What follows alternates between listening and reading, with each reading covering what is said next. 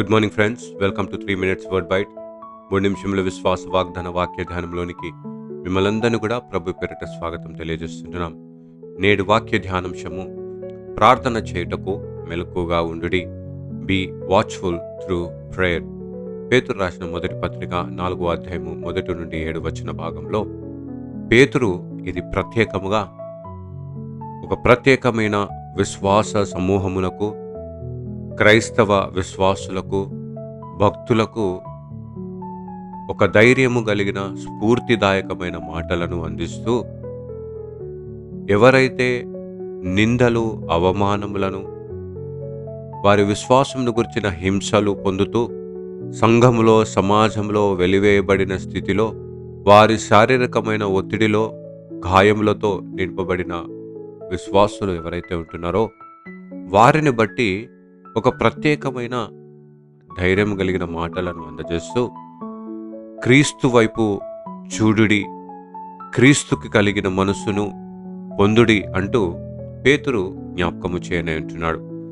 వాటిలో నుండి 3 ప్రాముఖ్యమైన సత్య భాగములను మనం నేడు ధ్యానించుదాం. మొదటి సత్యం ఏమనగా సాక్రిఫిషియల్ మైండ్, త్యాగపూరితమైన మనస్సు. ప్రియులరా, పేతురు భక్తుడు ఒక ఆజ్ఞను ఇచ్చిన వాడిగా ఉంటున్నాడు. ఏమనంటే, మీరు అట్టి మనసును ఆయుధముగా ధరించుకునుడి.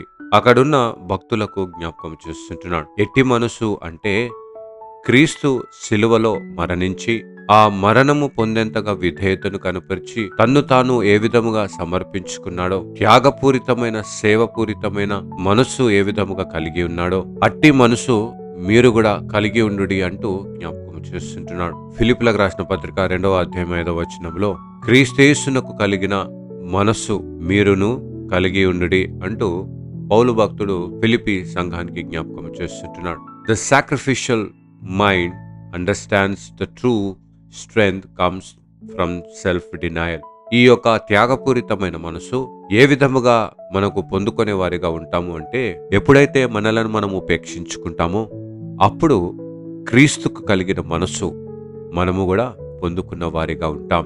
యేసుక్రీస్తు ప్రభుల వారిని కూడా అపవాది శోధించినప్పుడు ఈ లోక భోగములను, ఆశలను, ప్రతి శ్రేష్టమైనది చూపెడుతూ, ఇవన్నీ నేను నీకు కలగజేస్తాను అన్నప్పుడు యేసుక్రీస్తు ప్రభుల వారు ఈ లోక మర్యాదను అనుసరించక, ఉత్తమమైన దేవుని పరిశుద్ధ చిత్తమును, పరిశుద్ధ వాక్యమును, మనుషుడు రొట్టె వలన కాదు, దేవుని నోటి నుంచి వచ్చే ప్రతి మాట వలన జీవిస్తాడు అంటూ ఉత్తరమిస్తూ, మరి త్యాగపూరితముగా సమర్పితమైన మనసు కలిగిన వారిగా ఉంటున్నాడు.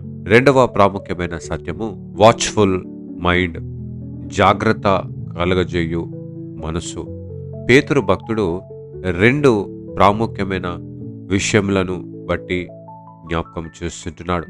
మొట్టమొదటిగా దేవునికి ఇష్టానుసారమైన జీవితము ఒకటి, రెండోది లోకానికి, మనుషులకు ఇష్టానుసారమైన జీవితము.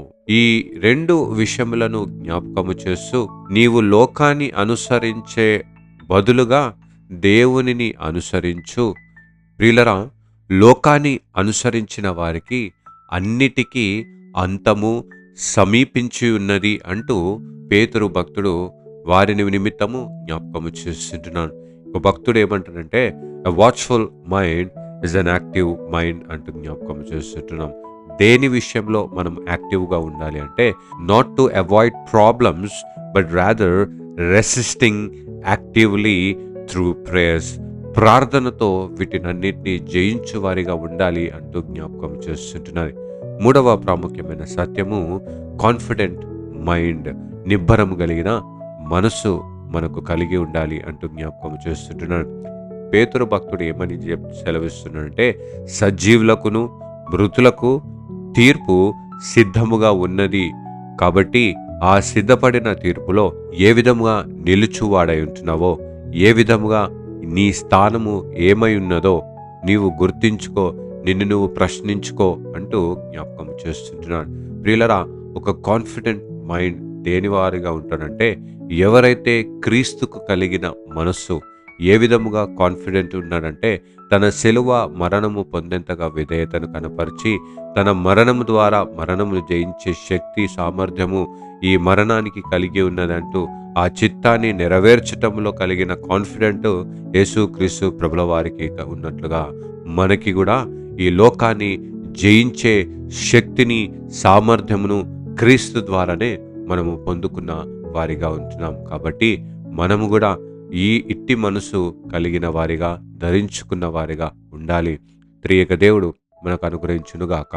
ఆమెను ప్రార్థించుదము. మహా గొప్ప కనికరం కలిగిన మా తండ్రి, నీ పరిశుద్ధమైన నామానికి వందనాలు చెల్లించుకుంటున్నాం. ఈ లోకంలో అనేకమైన కష్టములు, నష్టములు, దుఃఖములు, బలహీనతలు, ఆయాసమును, అవమానములు, నిందలు మాపై ఉన్నప్పటికీ కూడా ప్రభా, ఈ విశ్వాస యాత్రలో ఎన్నో విశ్వాసమును కోల్పోయిన స్థితిగతులు మాకు కలిగినప్పటికీ కూడా ప్రభా, నిబ్బరము కలిగి ధైర్యము కలిగి ఉండుడి అంటూ నీ వాక్యములో సెలవిచ్చినాం. క్రీస్తుకు కలిగిన ఈ మనస్సు మాకు అనుగ్రహించండి.